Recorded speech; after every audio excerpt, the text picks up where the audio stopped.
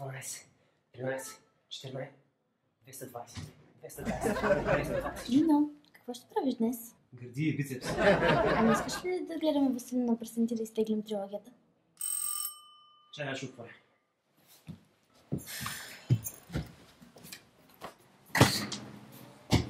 Къв си ти, бе? Аз съм пътеводната светлина, моето момче. Думите ми са полъх на мъдрост. Да ти кажа, лъгаш ми на полушпеков салон. Какво искаш? Беше ми дадено днес, че от вашият апартамент ще изчезне нещо. Чакай малко.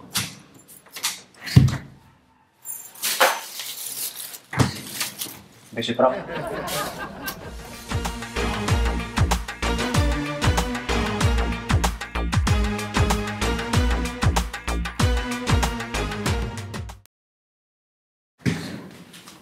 Да, моля.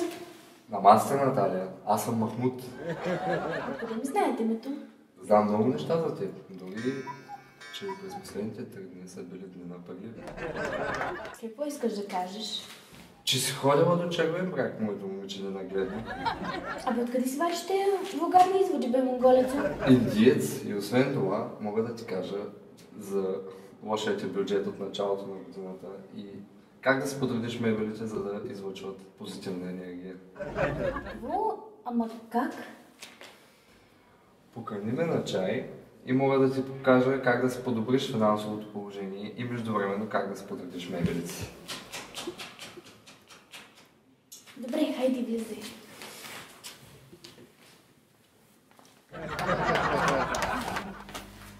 Виж, Нино, доведох един монголец, Индиец. който без пари ще ни покаже как да си направим дизайна на апартамента, за да излъчва позитивна енергия. Каква позитивна енергия? Какво прави той тука? Нищо бе, само един чай. Какъв чай? Да го махаш веднага. Хайде да, само за малко. И няма да гледаме Василина на пръстените. Хубаво, приема една пара и да се маха.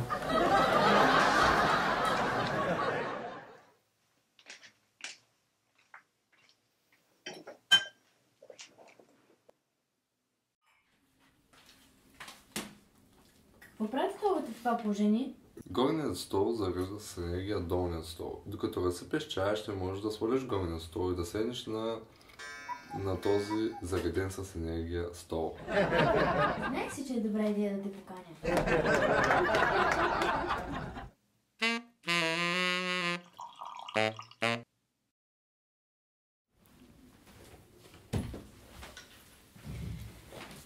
Хайде сега, кажи ми нещо за любовта. Чичо ти Махмуд долавя, че с вашия приятел нещо не сте на една вълна и трябва да намерите общо занимание, за да скъпите вашата връзка. Да, точно така. Сега ще имаме няколко приятелки. Направо ще откачат, като чуят, че си имаме гадател вкъщи. Какъв гадател? Той е истински мошенник. Глупости, мошенник. Познал ми, че съм в цикъл и че приходите не са колкото разходите. Това, защото не е бъркал в турбичката за смет. Какво? Чакай. Ало, Емили, ще се обадиш ли на Зози и на Роси и да идвате в къщи? Направо чисто чудо. Намерих си един пророк. Хайде, добре, чакам ви.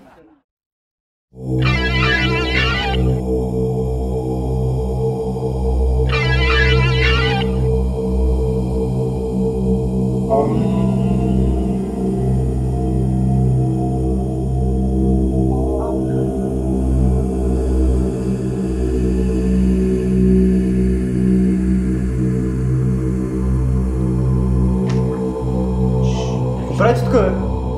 Боби, и ти ли, бе, бруте?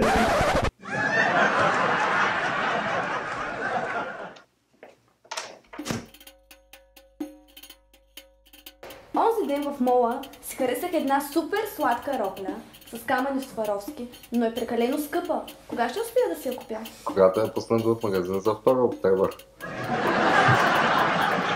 А Петре, който ме плаши от дома, кога ще ме остави на мира? Отговорът на този въпрос ще намериш във вестник Лична драма. На последната страница. Ами аз кога ще намеря любовта на своя живот? Ти вече я среща моето момиче. Хайде, елате да ви телепортирам в моята шатричка и да направим фронтална интерполация. На матка. Ама чакай, не щях да говорим за бюджета. По-добре ще е без бюджет.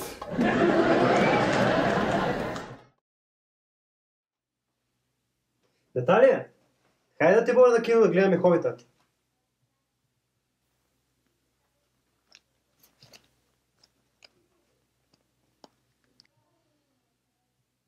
Беше ни дадено днес, че от вашият апартамент ще изчезне нещо.